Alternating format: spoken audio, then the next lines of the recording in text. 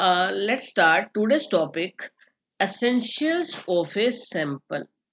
आपने इस चैप्टर के अंदर बेटा सेंसस मेथड किया, सैंपल मेथड किया फॉर कलेक्टिंग द डेटा.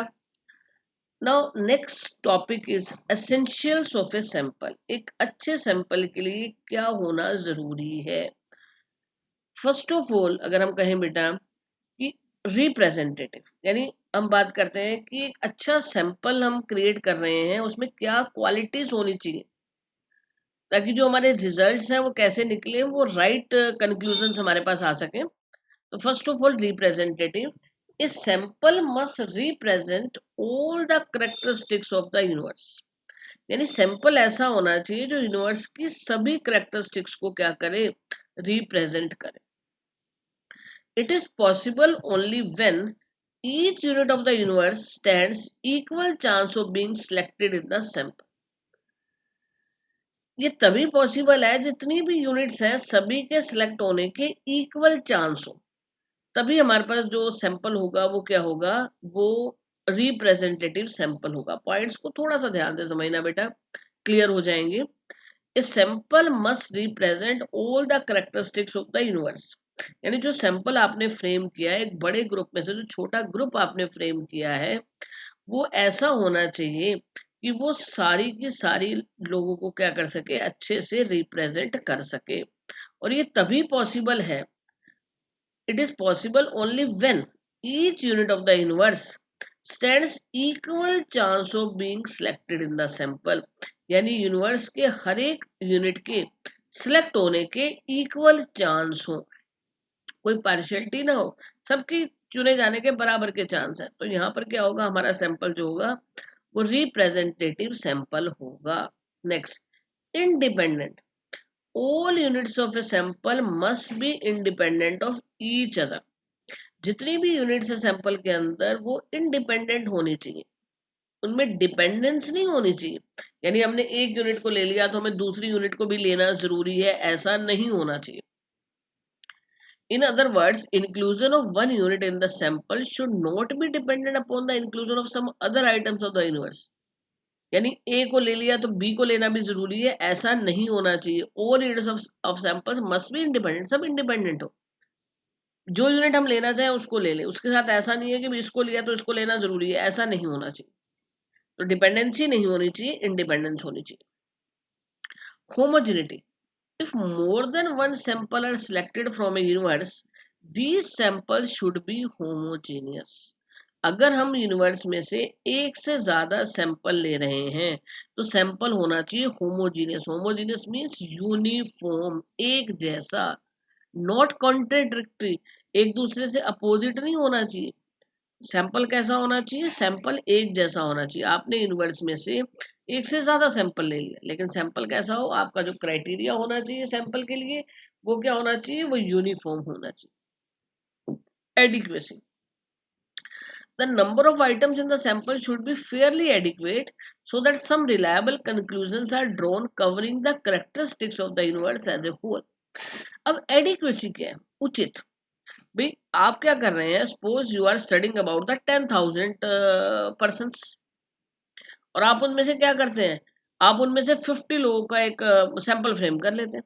क्या वो 50% 10,000 को रिप्रेजेंट कर पाएंगे, नॉट पॉसिबल. यानी जितने आपके पास यूनिट्स हैं उसके अकॉर्डिंग ही, यानी जितना आपके यूनिवर्स के अंदर यूनिट्स हैं उसके अकॉर्डिंग ही आपको क्या करना है, अपना सैंपल फ्रेम करना है. अब 10,000 में से कम नहीं तो आपको 500 या 1000 का सैंपल फ्रेम करना पड़ेगा, तब जाके वो उसका नंबर क्या होगा, एडिक्वेट नंबर होगा. 100% है, 100% को रिप्रेजेंट करने के लिए आप 20 लोगों का नंबर तो ले सकते हैं. और आप 2 और 3 को ले लेंगे तो क्या वो एडिक्वेट होगा, नहीं. 2 या 3% क्या 100% को रिप्रेजेंट कर सकते हैं, या सबकी क्वालिटीज को रिप्रेजेंट कर सकते हैं, नहीं. तो आपको ये देखना है कि आपके यूनिवर्स के अंदर कितनी यूनिट्स हैं, उसके अकॉर्डिंग ही आपको अपने सैंपल को फ्रेम करना है. तो ये थे आपके पॉइंट्स कि what are the essentials of a good sample. एक अच्छे सैंपल के अंदर क्या होना चाहिए, व्हाट आर द एसेंशियल्स. उसके बाद आता है हमारे पास next topic, methods of sampling. अब जैसा आपको यहाँ पर दिखाई दे रहा है बेटा, मेथड्स ऑफ सैंपलिंग. दो तरह के होते हैं, एक होता है random sampling and another is non random sampling. Random sampling, non random sampling. आगे आ जाता है classification of random sampling and non random sampling. अब अगर हम बात करें रैंडम सैम्पलिंग के अंदर क्या क्या आता है, lottery method, tables of random numbers, दो तरह से होता है, यानी it has two types. But non random sampling जो हम डिस्कस करने जा रहे हैं, ये 5 टाइप्स है हमारे पास।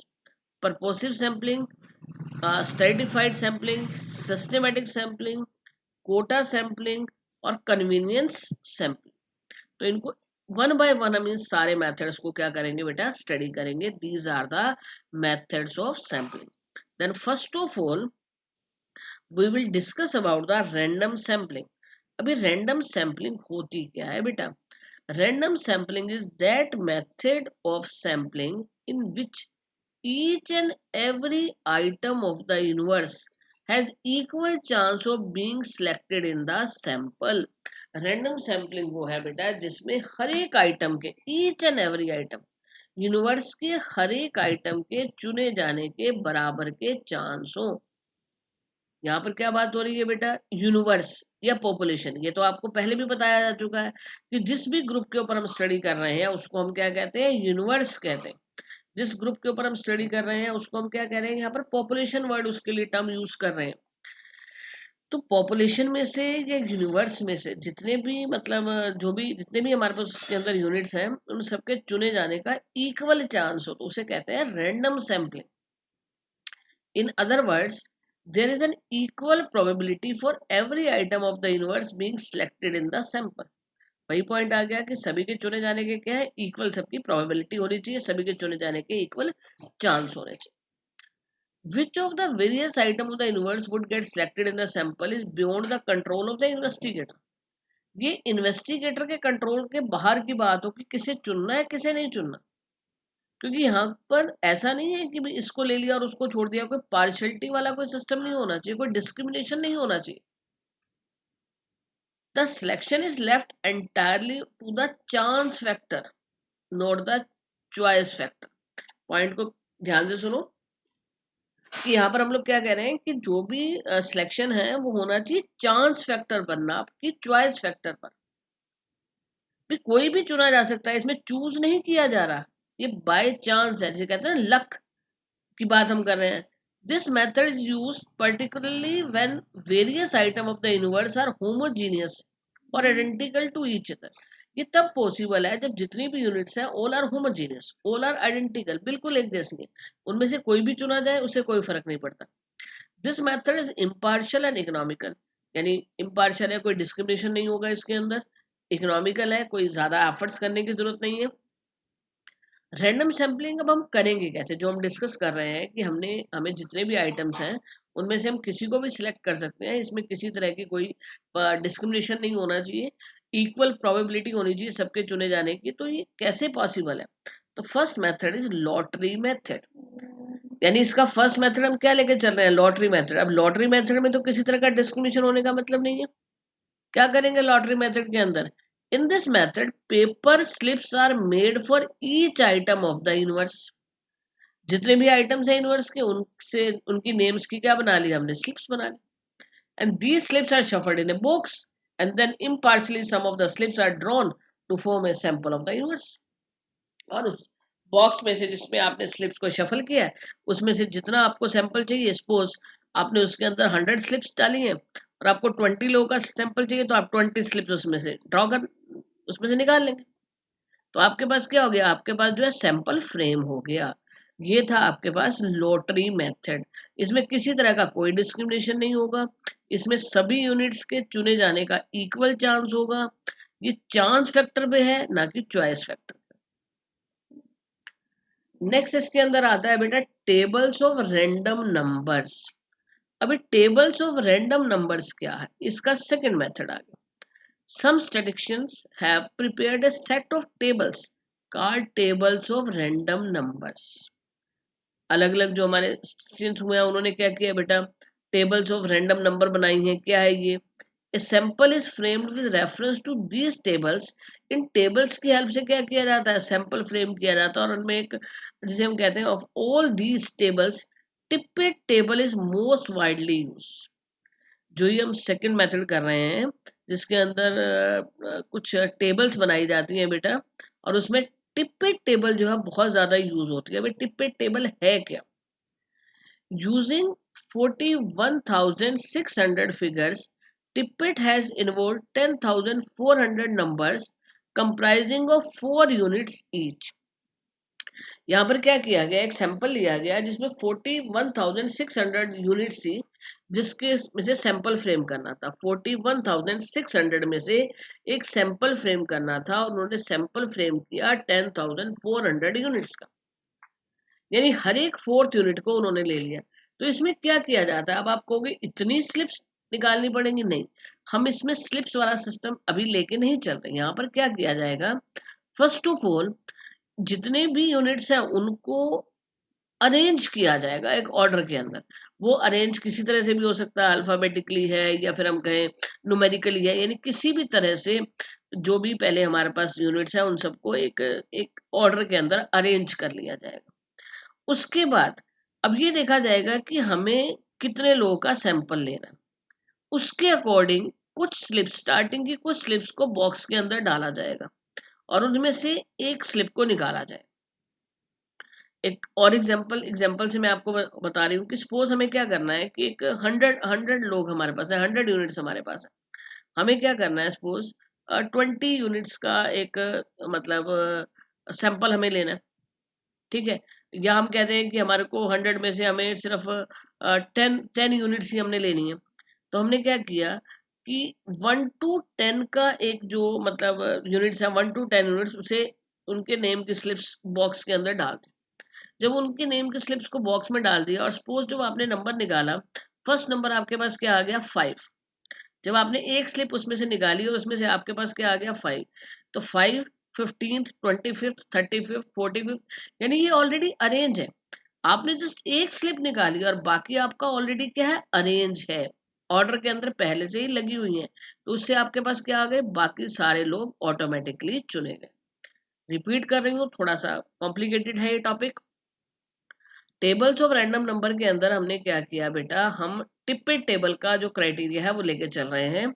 टिप्पेड टेबल जैसा मैंने आपको बताया कि भी आपको क्या करना है, जैसे इन्होंने 41,600 में से 10,400 का क्या किया, अपना सैंपल फ्रेम किया। उसके लिए क्या किया गया, 10,400 स्लिप्स नहीं निकाली गई, उन्हें क्या करनी थी, हर एक फोर्थ स्लिप को निकालना था सपोज।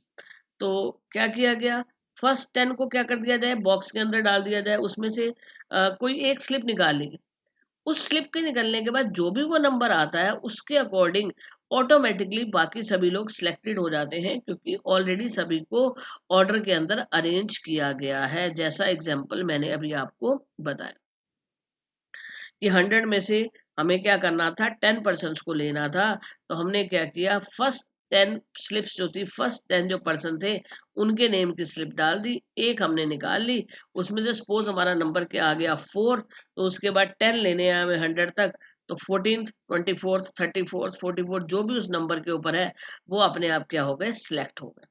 तो ये था आपके पास टेबल्स ऑफ रैंडम नंबर। इसमें ज़्यादा एफर्ट्स नहीं करने, क्योंकि सिर्फ एक बार सबको अरेंज करने के बाद एक ही स्लिप आपको निकालनी है, बाकी ऑटोमेटिकली अरेंज हो जाएंगे। तो इस मेथड की मेरिट्स क्या रहती हैं और इनकी डीमेरिट्स क्या रहती हैं। This method is free from personal bias of the investigator. इसमें कोई पर्सनल बायस होने का कोई भी मतलब पॉसिबिलिटी नहीं है, क्योंकि लॉटरी सिस्टम हो या फर्स्ट स्लिप को रैंडम सैम्पलिंग से ही निकाला गया है, और उसके बाद बाकी तो ऑलरेडी अरेंज है टिप्पे टेबल के अंदर भी, तो वहां भी किसी तरह के कोई बायस होने के चांसेस नहीं है। Each and every item of the universe stand equal chance of being selected. हर एक आइटम के चुने जाने का equal chance. The universe gets fairly represented by the sample. ऐसा सैंपल फ्रेम किया जा रहा है कि यूनिवर्स को वो फेयरली रिप्रेजेंट कर पा रहा। And this is very simple and straight forward. Straight forward means easy and simple, तो अंडरस्टैंडेबल। तो ये मेथड क्या, बिल्कुल सिंपल मेथड है, बिल्कुल हम कहें कि बिल्कुल इजी तो और साथ साथ मतलब अंडरस्टैंड किया जा सकता है, इजीली अंडरस्टैंडेबल मेथड है। डीमेरिट्स क्या है? This method does not guarantee proportionate representation of different items in the universe. अब इसमें क्या होता है कि सभी आइटम्स अगर थोड़ी उनके अंदर अलग अलग मतलब क्वालिटीज हैं, तो सभी के चुने जाने के मतलब इक्वल प्रोपोर्शन में आए इसके चांसेस नहीं रहते। एग्जांपल से क्लियर करेंगे। सपोज हम आपकी क्लास के ऊपर स्टडी कर रहे हैं, तो कुछ स्टूडेंट्स ऐसे हैं जो मैथ्स स्टडी करते हैं, कुछ ऐसे हैं जो इकोनॉमिक्स स्टडी करते हैं। तो ऐसे में क्या हुआ कि जब हमने अरेंज कर लिया, हमने एक स्लिप निकाल ली, उसके बाद हम सपोज हमारे पास कि क्लास के अंदर जो है 50 स्टूडेंट्स के अंदर में से 30 स्टूडेंट्स इकोनॉमिक्स के और 20 स्टूडेंट्स मैथ्स के हैं। लेकिन यहाँ पर जब हमने स्लिप्स निकाली, एक स्लिप निकलने के बाद जिस तरह से अरेंज किया हुआ था उसके अकॉर्डिंग पॉसिबिलिटी है कि मैथ्स के ज़्यादा स्टूडेंट्स आ गए, इकोनॉमिक्स के कम स्टूडेंट आ गए, या इकोनॉमिक्स से बहुत ज़्यादा आ गए। तो वो एक इक्वल रिप्रेजेंटेशन नहीं हो पाता, मतलब प्रपोर्शनेट जो रिप्रेजेंटेशन चाहिए कि हमें 30 स्टूडेंट्स इकोनॉमिक्स के थे, 20 स्टूडेंट्स मैथ्स के थे, तो हमें लग रहा था कि 3 स्टूडेंट्स हमें इकोनॉमिक्स के रिप्रेजेंटेशन के निकालने हैं और 2 हमें चाहिए मैथ्स के। लेकिन हमने क्या किया, जब स्लिप निकाली तो 4 मैथ्स के स्टूडेंट्स आ गए और 1 ही क्या रहा, इकोनॉमिक्स का स्टूडेंट हमारे पास आया। तो वो क्या हुआ, प्रपोर्शनेट रिप्रेजेंटेशन नहीं हुआ, यहाँ पर ये डीमेरिट है। और रैंडम सैम्पलिंग के अंदर अगर हम किसी भी आइटम को अगर हम स्पेशल वेटेज देना चाहते हैं, स्पेशल इंपॉर्टेंस देना चाहते हैं, तो कई बार ऐसे यूनिट को हम नहीं भी चुन पाते। यानी random sampling does not give weightage to certain important items in the universe. Suppose हम आयरन एंड स्टील कंपनीज की बात कर रहे हैं, Tata iron and steel company बहुत ही फेमस कंपनी है, कि सपोज हमें उसको तो लेना ही लेना था, लेकिन जब हम रैंडम सैम्पलिंग यूज कर रहे हैं तो हो सकता है कि वो ना चुनी जाए। तो अगर किसी को हम स्पेशल वेटेज देना चाहते हैं तो इसमें हम स्पेशल वेटेज नहीं दे सकते, यहाँ पर सभी को इक्वली रखना पड़ता है। तो यहाँ पर हम लोगों ने क्या क्या डिस्कस किया इस क्वेश्चन के अंदर। सबसे पहले जो हमने डिस्कस किया था बेटा, जो आज के टॉपिक के अंदर एसेंशियल्स ऑफ सैंपल आपने किए थे। एसेंशियल्स ऑफ सैंपल के अंदर आपने क्या बताया कि क्या मतलब क्वालिटीज होनी चाहिए अच्छे सैंपल के अंदर। फर्स्ट ऑफ ऑल कि अच्छा सैंपल जो होना चाहिए वो रिप्रेजेंटेटिव होना चाहिए, यानी पूरे यूनिवर्स को रिप्रेजेंट कर सके। जितनी भी यूनिट्स है वो इंडिपेंडेंट होनी चाहिए, एक दूसरे के ऊपर डिपेंडेंसी नहीं होनी चाहिए। नेक्स्ट, जो हम सैंपल फ्रेम कर रहे हैं, अगर हम एक से ज्यादा सैंपल फ्रेम कर रहे हैं यूनिवर्स में से, तो उसमें होमोजेनिटी होनी चाहिए, यूनिफॉर्मिटी। और सैंपल हमारा होना चाहिए एडिक्वेट, यानी जितना हमारा यूनिवर्स है उसी के अकॉर्डिंग ही हमें सैंपल को फ्रेम करना है, ताकि हमें रिजल्ट्स मिले रिलायबल। नेक्स्ट टॉपिक हमने किया methods of sampling. Methods of sampling में हम रैंडम सैंपलिंग कर रहे थे। रैंडम सैंपलिंग क्या है बेटा, जिसमें ईच एंड एवरी आइटम के चुने जाने के बराबर के चांस। ठीक है, तो रैंडम सैंपलिंग के अंदर मतलब इन्वेस्टिगेटर का कोई कंट्रोल नहीं होता कि किस को चुनना है, ये चांस फैक्टर पे डिपेंड करता है, चॉइस फैक्टर पे डिपेंड नहीं करता। इसके साथ साथ हमने इसमें 2 मेथड्स किए। First is the lottery method, आप सबको पता है कि जितने भी आइटम्स हैं सबके नेम की स्लिप्स हमने बॉक्स में डाली, शफल किया और कुछ स्लिप्स जितनी चाहिए थी उतनी निकाली। तो ये था लॉटरी मेथड। दूसरा मेथड हमने किया टेबल्स ऑफ रैंडम नंबर्स। इसके अंदर क्या करना है, सबसे पहले जितने भी आइटम्स हैं यूनिवर्स के उसको एक ऑर्डर के अंदर अरेंज करना है। अरेंज करने के बाद फिर ये डिसाइड करना है कि कितना हमारे को सैंपल चाहिए। उसके अकॉर्डिंग स्टार्टिंग की कुछ स्लिप्स को हमने क्या किया, बॉक्स में डाला और एक स्लिप हम वहां से निकाल लेंगे। उस एक स्लिप के अकॉर्डिंग फिर जितना भी हमारे को चाहिए होगा वो हमारा सारा का सारा सैंपल अरेंज हो जाएगा। अगर हमारे को हर एक 4th आइटम चाहिए तो उसी के अकॉर्डिंग फिर 4-4 के गैप के ऊपर क्या होगा, हमारा सैंपल जो है वो प्रिपेयर हो जाएगा। तो बिल्कुल सिंपल मेथड है, इसकी जो मेरिट्स हैं वो क्या है, सिंपल मेथड है, स्ट्रेट फॉरवर्ड मेथड है बेटा, हर एक यूनिट के चुने जाने के इक्वल चांसेस रहते हैं। बट इसकी डीमेरिट्स क्या रहती हैं, इसकी डीमेरिट्स रहती हैं कि अगर किसी को हमने स्पेशल वेटेज देना है तो उस यूनिट को कई बार हम नहीं ले पाते, यानी वो चांस फैक्टर की बात होती है कि हो सकता है वो ना भी चुनी जाए। और सभी हम कहें कि इसके अंदर जो मतलब प्रोपोर्शनेट रिप्रेजेंटेशन हो, इसकी भी पॉसिबिलिटी नहीं होती। तो ये आपका मेथड यहाँ पर कंप्लीट होता है।